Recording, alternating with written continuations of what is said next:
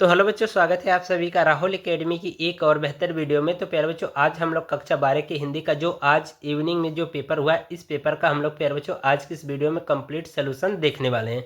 तो प्यारे बच्चों, वीडियो शुरू करने से पहले यदि आप हमारे यूट्यूब चैनल पर पहली बार आए होंगे तो चैनल को सब्सक्राइब कर लीजिए।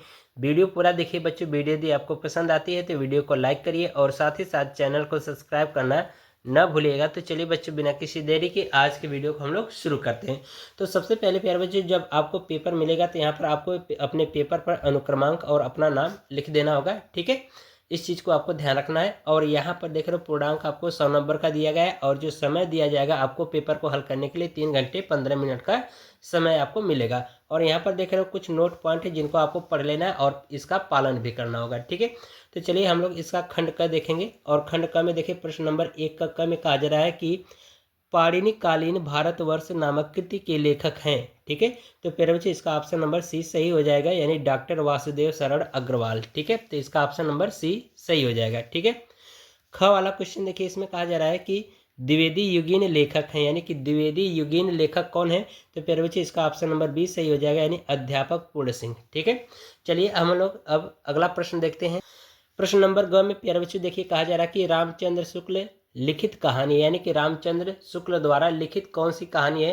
तो प्यारे बच्चों, इसका ऑप्शन नंबर डी सही हो जाएगा, यानी 11 वर्ष का समय, ठीक है। चलिए अब हम लोग घ वाला प्रश्न देखेंगे। इसमें कहा जा रहा है कि जहाज का पंछी किस विधा की रचना है, ठीक है, यानी कि कौन सी विधा है। तो प्यारे बच्चों, इसका जो ऑप्शन सही होगा वो ए वाला सही होगा, यानी उपन्यास है, ठीक है। अब प्यारे बच्चों, हम लोग अंगा वाला क्वेश्चन देखेंगे। इसमें कहा जा रहा है कि आनंद कादम्बिनी के संस्थापक थे, ठीक है। तो प्यारे बच्चों, इसके आनंद कादम्बिनी के संस्थापक जो प्यारे बच्चों वो हैं आपके बद्री नारायण चौधरी, यानी प्रेमघन, ठीक है। ये ऑप्शन नंबर सी सही हो जाएगा, ठीक है। अब हम लोग प्यारे बच्चों प्रश्न नंबर 2 का क देखेंगे। इसमें कहा जा रहा है कि निज भाषा उन्नति अहय सब उन्नति को मूल, यह कथन किसका है। तो प्यारे बच्चों, ये आपका ऑप्शन नंबर डी सही हो जाएगा, यानी भारतेंदु हरिश्चंद्र, ठीक है। चलिए अगला क्वेश्चन हम लोग देखेंगे। यहाँ पर प्यारे बच्चों देखिए कहा जा रहा है प्रश्न नंबर 2 का ख में कहा जा रहा है कि कितनी नावों में कितनी बार के रचयिता हैं, ठीक है। तो प्यारे बच्चों वो हैं आपके सच्चिदानंद, हीरानंद, वात्स्यायन, अज्ञेय। तो इसका ऑप्शन नंबर डी सही हो जाएगा, केवल यहाँ पर अज्ञेय लिखा है, ठीक है। तो ये आपका सही हो जाएगा, ठीक है। अगला देखिए क्वेश्चन कहा जा रहा है ग में कह रहा है कि छायावादी युगीन कवि है। तो प्यारे बच्चों, छायावादी युग के जो कवि हैं प्यारे बच्चों वो है पंत प्रसाद निराला वर्मा। ये लोग हमारे क्या है, छायावादी युग के कवि है। तो यहाँ पर प्रसाद मतलब जयशंकर प्रसाद जी है, ठीक है। तो इसका ऑप्शन नंबर सी सही हो जाएगा, ठीक है। चलिए घ वाला क्वेश्चन देखेंगे। इसमें कहा जा रहा है कि भारतेंदु युगीन रचना है। तो प्यारे बच्चों, इसका ऑप्शन नंबर ए सही हो जाएगा, या आनंद अरुणोदय, ठीक है। अब यहाँ पर अंगा वाला क्वेश्चन देखिए बच्चों, कहा जा रहा है कि जयशंकर प्रसाद की काव्य कृति है, यानी कि इनमें से आपको बताना है कि कौन सी जयशंकर प्रसाद की काव्य कृति है। तो वो प्यारे बच्चों ऑप्शन नंबर बी सही हो जाएगा, यानी चित्राधार, ठीक है। अब हम लोग प्रश्न नंबर 3 को देखेंगे। प्रश्न नंबर 3 में देखिए कहा जा रहा है कि दिए गए गद्यांश पर आधारित निम्नलिखित प्रश्नों के उत्तर दीजिए, ठीक है। तो प्यारे बच्चों, ये आपको गद्यांश दिया गया है, इसको आपको पढ़ लेना है, ठीक है। और यहाँ पर आपके 5 क्वेश्चन दिए गए हैं। इन 5 क्वेश्चनों के हमें क्या करना है, आंसर देना है, ठीक है। तो यहाँ पर देख सकते हैं कि ये जो है आपका 10 नंबर का क्वेश्चन, यानी कि ये जो प्रत्येक जो क्वेश्चन प्यारे बच्चों 2-2 नंबर के हैं, ठीक है। तो इसी में हमें क्या करना है, ये गद्यांश को पढ़ करके इन 5 प्रश्नों के उत्तर देने हैं, ठीक है। तो सबसे पहले हम लोग यहाँ पर प्रश्न देखेंगे। इसमें कहा जा रहा है कि उपर्युक्त गद्यांश का संदर्भ लिखिए, यानी कि ये जो गद्यांश दिया गया है इसका संदर्भ लिखना है। तो प्यारे बच्चों, इसका संदर्भ लिखने के लिए आपको सबसे पहले तो ये जो गद्यांश किस लेसन से लिया गया, यानी किस पार्ट से लिया गया है। तो प्यारे बच्चों, इस यानी कि ये जो गद्यांश है किससे लिया गया है, राष्ट्र के स्वरूप चैप्टर से लिया गया, यानी राष्ट्र का स्वरूप, ठीक है, राष्ट्र का स्वरूप चैप्टर से लिया गया है। और इसके जो लेखक है प्यारे बच्चों वो कौन है, वासुदेव शरण अग्रवाल, ठीक है, वासुदेव शरण अग्रवाल जी हैं, ठीक है। तो आपको संदर्भ में लिख देना होगा कि प्रस्तुत गद्यांश हमारी पाठ्य पुस्तक हिंदी के राष्ट्र का स्वरूप नामक पाठ से अवतरित है। इसके लेखक वासुदेव शरण अग्रवाल जी हैं, ठीक है। तो ये आपको लिख देना है। बाकी यहाँ पर कहा जा रहा है रेखांकित अंश की व्याख्या कीजिए, यानी कि यहाँ पर जो लिखा गया है रेखांकित अंश, इसकी हमें क्या करनी, व्याख्या करनी। तो आप इसको पढ़ करके यही वाला थोड़ा सा चेंज करके इसको लिख देना है, ठीक है। रेखांकित अंश में व्याख्या हो जाएगा। फिर इसके बाद देखिए तीसरे पॉइंट में कहा जा रहा है कि राष्ट्र की कल्पना कब तक असंभव है। तो यहाँ पर आप देख सकते हो कि लिखा गया है कि यहाँ पर मनुष्य हो और मनुष्य न हो तो, यानी पृथ्वी हो और मनुष्य न हो तो राष्ट्र की कल्पना असंभव, यानी कि पृथ्वी हो लेकिन पृथ्वी पर मनुष्य नहीं होए तो वहाँ पर राष्ट्र की कल्पना क्या है, असंभव है। ठीक है, तो ये इसका आंसर यहाँ से यहाँ तक हो जाएगा। ठीक है, अब इसके बाद देखिए कहा जा रहा है कि पृथ्वी किसके कारण मातृभूमि की संज्ञा प्राप्त करती है। ठीक है, तो यहाँ पर आप देख सकते हो कि यहाँ पर लिखा गया है जन के कारण ही पृथ्वी मातृभूमि की संज्ञा प्राप्त करती है। तो इसका यहाँ से यहाँ तक आंसर हो जाएगा। ठीक है, अब इसके बाद देखिए कहा जा रहा है कि पृथ्वी और जन दोनों मिलकर क्या क्या करते हैं। तो पृथ्वी और जन दोनों मिलकर के क्या क्या करते हैं, तो यहाँ पर आप देख सकते हो कि पृथ्वी माता और जन सच्चे अर्थों से पुत्र, सच्चे अर्थों में पृथ्वी का पुत्र है। ठीक है, तो यहाँ से इसका इतना आंसर हो जाएगा। ठीक है, बात समझ आ रही। तो इस तरह से प्यारे बच्चों तीसरा क्वेश्चन भी कंप्लीट हो गया। अब हम लोग यहाँ पर देखेंगे चौथा प्रश्न। ठीक है, प्रश्न नंबर 4 में देखिए बच्चों कहा जा रहा है कि दिए गए पद्यांश पर आधारित निम्नलिखित प्रश्नों के उत्तर दीजिए। ठीक है, तो प्यारे बच्चों यहाँ पर देखिए दो पद्यांश दिए गए, एक ये दिया गया है, एक ये दिया गया है, बीच में अथवा करके लिखा है। तो चाहे आप ये वाला पद्यांश करिए चाहे ये वाला करिए, दोनों में से कोई एक ही करना है। और ये भी हमारा कितने नंबर का है, 10 नंबर का क्वेश्चन रहेगा। और इसमें भी 5-5 क्वेश्चन यहाँ पर दिए गए हैं। ठीक है, तो प्रत्येक क्वेश्चन जो है प्यारे बच्चों 2-2 नंबर का होगा। ठीक है, तो चलिए हम लोग यहाँ पर अथवा वाला देख लेते हैं। तो प्यारे बच्चों ये जो अथवा वाला जो क्वेश्चन है प्यारे बच्चों, इसको सबसे पहले हम लोग जान लेते हैं और इसको खंड काव्य को पढ़ लेना कि इसमें क्या लिखा गया है। ठीक है, तो प्यारे बच्चों ये जो है ना प्यारे बच्चों श्रद्धा मनु नामक पाठ से लिया गया है, यानी कि श्रद्धा मन नामक पाठ से लिया गया है। और लेखक जो प्यारे बच्चे इसके होंगे वो कौन है, जयशंकर प्रसाद। ठीक है, जयशंकर प्रसाद जी हैं। ठीक है, तो यहाँ पर आप इसका पद्यांश लिख सकते हो। पहले वाले क्वेश्चन में कहा जा रहा है कि ऊपर ही पद्यांश का संदर्भ लिखिए। ठीक है, तो संदर्भ में आपको लिखना होगा कि प्रस्तुत पद्यांश हमारी पाठ्य पुस्तक हिंदी के काव्य खंड से संकलित श्रद्धा मनु शीर्षक से अवतरित है। इसके रचयिता जयशंकर प्रसाद जी हैं। तो इस तरह से आप संदर्भ लिख दोगे, 2 नंबर आपको यहाँ पर मिल जाएंगे। ठीक है, चलिए अगला क्वेश्चन देखिए, यहाँ पर आप पढ़ करके लिख लेना। ठीक है, दुर्धर और प्रांत शब्दों के अर्थ लिखिए। ठीक है, तो यहाँ पर देख रहे हो दुर्धर और प्रांत, यहाँ पर एक और यहाँ पर प्रांतर लिखा गया है।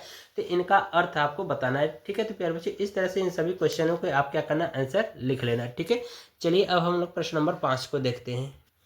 तो बच्चों यहाँ पर हम लोग प्रश्न नंबर 5 के क देखेंगे। इसमें कहा जा रहा है कि निम्नलिखित में से किसी एक लेखक का साहित्यिक परिचय देते हुए उनकी प्रमुख रचनाओं का उल्लेख कीजिए। ठीक है, तो यहाँ पर प्यारे बच्चों देखिए 4 लोगों के नाम दिए गए, यानी हजारी प्रसाद द्विवेदी, कन्हैयालाल मिश्र, प्रभाकर, हरिशंकर प्रसाद, डॉक्टर APJ अब्दुल कलाम। ठीक है, तो ये जो प्यारे बच्चों आपको साहित्यिक परिचय लिखने के लिए पूछा जा रहा है और ये कितने नंबर का है, 5 नंबर का। ठीक है, वो भी इनकी रचनाओं के साथ आपको लिखना होगा। ठीक है, तो प्यारे बच्चों यहाँ पर मैंने डॉक्टर APJ अब्दुल कलाम जी का साहित्यिक जीवन परिचय और इनकी कलाकृतियाँ यानी कि जो इनकी रचनाएँ वो भी मैंने करवाया। अगर उस वीडियो को नहीं देखें तो प्लीज़ आप उस वीडियो को देखिए, डिस्क्रिप्शन बॉक्स में आपको लिंक मिल जाएगा। ठीक है, चलिए हम लोग अब ख वाला देखेंगे 5वें का। इसमें भी कहा जा रहा है कि निम्नलिखित में से किसी एक कवि का साहित्यिक परिचय देते हुए उनकी प्रमुख रचनाओं का उल्लेख कीजिए। ठीक है, तो प्यारे बच्चों यहाँ पर मैंने महादेवी वर्मा जी का और जयशंकर प्रसाद जी का पुरानी वीडियो मैंने पढ़ा रखा है, वहाँ से आप देख लेना। ठीक है, चलिए हम लोग अब प्रश्न नंबर 6 देखेंगे। इसमें प्रश्न नंबर 6 में देखिए कहा जा रहा है कि लाठी कहानी का कथा सार अपने शब्दों में लिखिए। ठीक है, अथवा करके दिया गया ध्रुव यात्रा कहानी के उद्देश्य पर प्रकाश डालिए। ठीक है, तो प्यारे बच्चों मैंने लाठी वाली जो कहानी का जो सारांश है इसको मैंने पढ़ा रखा है पुरानी वीडियो में, वहाँ से आपको लिंक मिल जाएगा डिस्क्रिप्शन बॉक्स में, उसको जरूर देख लेना। ठीक है, चलिए हम लोग अब प्रश्न नंबर 7 को देखेंगे। प्रश्न नंबर 7 में देखिए प्यारे बच्चों कहा जा रहा है कि स्वपठित खंड काव्य के आधार पर किसी एक खंड के एक प्रश्न का उत्तर दीजिए, वो भी 80 शब्दों में। ठीक है, तो प्यारे बच्चों ये जो खंड काव्य होता है मैंने बताया था कि ये आपके जिला वाइज चलता है, तो आपके ज़िले में या आपके जो सिलेबस में उसी को आपको लिखना होगा। तो प्यारे बच्चों मैंने बताया था कि हमारे इस ज़िले में किसका चलता है, श्रवण कुमार खंड काव्य चलता है। ठीक है, तो यहाँ पर आपको श्रवण कुमार खंड काव्य को लिख लेना है। बाकी जो आपके सिलेबस में या जो आपके जिले में चलता है इनमें से किसी एक के बारे में लिखना होगा। ठीक है, तो फिर बच्चों यहाँ पर देखिए लिखा गया श्रवण कुमार खंड काव्य के आखेट सर्ग की कथा वस्तु अपने शब्दों में लिखिए। ठीक है, तो प्यारे बच्चों मैंने श्रवण कुमार का जो खंड काव्य मैंने बताया था कि ये कितने सर्गों में बांटा गया है, 9 सर्गों में बांटा गया है। ठीक है, तो वहाँ पर मैंने आखेट सर्ग वाला भी पढ़ाया था। ठीक है, कि जहाँ पर राजा दशरथ शिकार के लिए निकलते हैं तो वहाँ पर क्या होता है, शब्द वेदी बाढ़ चला देते तो जाकर के श्रवण कुमार को लग जाता है। ठीक है, तो ये वाला हमारा क्या आखेट सर्ग होता है। तो इसी का हमें क्या करना है, कथा वस्तु यानी कि जो कथा वस्तु है वो अपने शब्दों में लिखना होगा। बाकी यहाँ पर दूसरे पॉइंट में कहा जा रहा है कि श्रवण कुमार खंड काव्य के आधार पर श्रवण कुमार की चारित्रिक विशेषताओं का उल्लेख कीजिए। तो यानी कि मैंने यहाँ पर ये वाला भी क्वेश्चन और ये वाला भी क्वेश्चन दोनों करा रखा है। मैंने बताया था कि 2 टाइप से क्वेश्चन पूछा जाता है। एक पूछा जाता है सर्ग में यानी कि सर्ग 1 से लेकर के सर्ग 9 तक के क्वेश्चन बोर्ड के एग्जाम में पूछा जा सकता है, और दूसरा श्रवण कुमार का चरित्र चित्रण के बारे में पूछा जा सकता है। तो यहाँ पर आप देख सकते हो दोनों क्वेश्चन पूछा गया है और दोनों मैंने क्वेश्चन करा रखा है। ठीक है, वीडियो का लिंक डिस्क्रिप्शन में मिल जाएगा, वहाँ से देख लेना। और ये जो प्यारे बच्चों 5 नंबर का क्वेश्चन आपको यहाँ पर मिलेगा। ठीक है, चलिए अब हम लोग प्रश्न नंबर 8 को देखेंगे। अब बच्चों यहाँ पर देखिए प्रश्न नंबर 8 का क में कहा जा रहा है कि दिए गए संस्कृत गद्यांश का ससंदर्भ हिंदी में अनुवाद कीजिए। ये आपको प्यारे बच्चों 2 गद्यांश दिए गए, एक ये है एक ये, अथवा करके है, तो दोनों में से किसी एक को आपको क्या करना है, संदर्भ सहित इनका हिंदी अनुवाद लिख लेना होगा। ठीक है, तो इसको आप अपने से देख लीजिए। ठीक है, बाकी ख वाले क्वेश्चन में देखिए कहा जा रहा है कि नीचे दिए गए संस्कृत पद्यांश का संदर्भ सहित व्याख्या करिए, यानी हिंदी में अनुवाद करिए। ये भी 2 ठे आपको दे रखे हैं, अथवा करके दोनों में से किसी एक को करना है। ये भी आपका 7 नंबर का है और ये भी 7 नंबर का है। ठीक है, तो इनको आप देख लीजिए। बाकी हम लोग प्रश्न नंबर 9 देखेंगे। इसमें कहा जा रहा है कि निम्नलिखित मुहावरों एवं लोकोक्तियों में से किसी एक का अर्थ वाक्य प्रयोग कीजिए। ठीक है, तो यहाँ पर प्यारे बच्चों आप देख सकते हैं ये वाला मैंने मुहावरा करा रखा है। ठीक है, वीडियो का लिंक आपको डिस्क्रिप्शन बॉक्स में मिल जाएगा, वहाँ से इसको देख लेना है। ठीक है, चलिए अब हम लोग प्रश्न नंबर 10 को देखेंगे। प्रश्न नंबर 10 में देखिए बच्चों कहा जा रहा है कि अपठित पद्यांश पर आधारित निम्नलिखित प्रश्नों के उत्तर दीजिए। ठीक है, तो प्यारे बच्चों ये आपको अपठित पद्यांश दिया गया है, इनको आपको पढ़ करके इन तीनों प्रश्नों के उत्तर आपको देने हैं। ठीक है, और ये जो प्यारे बच्चों जो क्वेश्चन है यानी कि ये 10वां ये 5 नंबर का क्वेश्चन है। ठीक है, 1 नंबर का ये वाला क्वेश्चन होगा, यहाँ पर देख सकते हो, और 2 नंबर का ये क्वेश्चन है, 2 नंबर का ये, यानी कि कुल मिलाकर के टोटल 5 नंबर का ये क्वेश्चन है। ठीक है, तो इसको आप देख लेना। ठीक है, अब इसके बाद 11वें क्वेश्चन में देखिए बच्चों कहा जा रहा है कि निम्नलिखित शब्द युग्मों का सही अर्थ चयन करके लिखिए। ठीक है, तो एक लिखा अंश और दूसरा भी अंश है। ठीक है, तो इसका सही युग्म का जो सही अर्थ है वो क्या है, तो प्यारे बच्चों इसका ऑप्शन नंबर बी सही हो जाएगा, यानी कंधा और हिस्सा, यानी कि एक अंश का अर्थ होता है कंधा और एक अंश का होता है हिस्सा। ठीक है, तो ऑप्शन नंबर बी सही हो जाएगा। यहाँ पर देखिए दूसरे पॉइंट में कहा जा रहा है कि वात बात का जो अर्थ क्या होगा, तो एक वात मतलब होता है हवा, बात मतलब होता है वार्ता यानी बात करना। ठीक है, तो इसका ऑप्शन नंबर ए सही हो जाएगा। ठीक है, चलिए अगला क्वेश्चन हम लोग देखते हैं। ख वाले क्वेश्चन में देखिए पहले जो कहा जा रहा है कि निम्नलिखित में से किसी एक शब्द के 2 अर्थ लिखिए। ठीक है, तो जैसे कि यहाँ पर मैं आपको नीरज शब्द का बता दे रहा हूँ, तो नीरज शब्द का 2 अर्थ होता है प्यारे बच्चे, एक होता है पानी से पैदा हुआ। ठीक है, पानी से पैदा हुआ। ठीक है, पानी से पैदा हुआ, और दूसरा जो अर्थ होता है प्यारे बच्चों कमल का फूल, कमल का फूल। ठीक है, ये 2 अर्थ हो गए। ठीक है, और ये प्यारे बच्चों जो क्वेश्चन 2 नंबर का क्वेश्चन है, यानी कि 1 नंबर इस पे मिल जाएगा, 1 नंबर इस पे मिल जाएगा। ठीक है, चलिए अगला ग वाला क्वेश्चन देखिए कहा जा रहा है कि निम्नलिखित वाक्यांशों के लिए एक शब्द का चयन करके लिखिए, यानी कि इसमें आपको वाक्यांश दिया है और इसमें एक शब्द चुनना है। ठीक है, तो यहाँ पर देखिए कहा जा रहा है कि जिसका कभी यानी जिसका कहीं भी अंत ना हो। ठीक है, तो उसे हम क्या कहेंगे, अनंत कहेंगे, तो ऑप्शन नंबर ए सही होगा। ठीक है, दूसरे में कहा जा रहा है कि जो बूढ़ा ना हो। ठीक है, तो प्यारे बच्चों जो बूढ़ा नहीं होगा कभी, वो क्या होता है, अजर होता है। ठीक है, तो ऑप्शन नंबर सी सही हो जाएगा।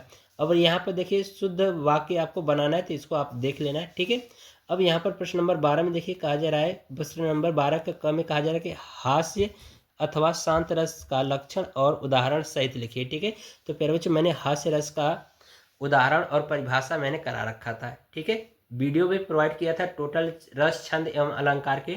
अगर आपने उसको देखा होगा तो काफ़ी अच्छे तरीके से इन सभी क्वेश्चनों को कर लिए होंगे। ठीक है, तो प्यारे बच्चों यहाँ पर आप देख लेना, वीडियो का लिंक आपको डिस्क्रिप्शन बॉक्स में मिल जाएगा। 2 नंबर का ये भी है। और यहाँ से आपको अलंकार से प्रश्न पूछा गया है, यमक अलंकार या फिर उपमा अलंकार के बारे में, यानी कि इनमें दोनों में से कोई एक के बारे में लिखना होता है। ठीक है, तो यमक अलंकार और उपमा अलंकार भी मैंने पढ़ा रखा है, वहाँ से देख लेना। ये भी 2 नंबर का है।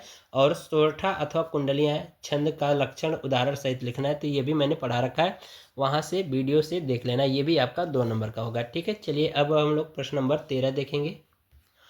प्रश्न नंबर 13 में बच्चों देखिए कहा जा रहा है कि अपने गली या मोहल्ले की नालियों की सफाई हेतु नगर निगम के स्वास्थ्य अधिकारी को पत्र लिखिए, अथवा बैंक के किसी व्यवसाय को, यानी बैंक से किसी व्यवसाय को करने के लिए ऋण प्राप्ति हेतु आवेदन पत्र लिखिए। तो ये प्यारे बच्चों मैंने आवेदन पत्र करा रखा है। ठीक है, वीडियो को लिंक दे दूंगा डिस्क्रिप्शन बॉक्स में, वहाँ से इसको जरूर देख लेना। ठीक है, और ये 6 नंबर का क्वेश्चन आपके बोर्ड के एग्जाम में पूछा गया है। ठीक है, तो यहाँ से आपको 6 नंबर फिक्स हो जाएंगे। अब इसके बाद प्रश्न नंबर 14 देखिए बच्चों, इसमें कहा जा रहा है कि निम्नलिखित विषयों में से किसी एक विषय पर अपनी भाषा शैली में निबंध लिखिए। ठीक है, तो आप बेरोजगारी पर लिख सकते हो, साहित्य समाज का दर्पण, या फिर राष्ट्रीय एकता या वर्तमान समय की अनिवार्य आवश्यकता है, या फिर पर्यावरण संरक्षण, यानी पर्यावरण का संरक्षण हमें क्यों करना जरूरी है, ये भी आप अपने शब्दों में लिख सकते हो। और यहाँ पर विज्ञान जो है प्यारे बच्चों वो हमारे लिए वरदान है या अभिशाप, इसके बारे में भी आप अपने शब्दों में लिख सकते हो। ठीक है, तो ये आप स्वयं कर लीजिएगा। ठीक है, तो इस तरह से प्यारे बच्चों जो आज का हमारा जो प्रश्न पत्र था वो कंप्लीट होता है। तो आशा करते हैं आपको हर एक चीज़ समझ में आया होगा। यदि प्यारे बच्चों आपको ये वीडियो पसंद आई हो तो वीडियो को लाइक करिए, और साथ ही साथ चैनल को सब्सक्राइब करना न भूलिएगा। तो मिलते हैं आपसे अगली वीडियो में, तब तक के लिए गुड बाय, थैंक यू, जय हिंद बच्चों।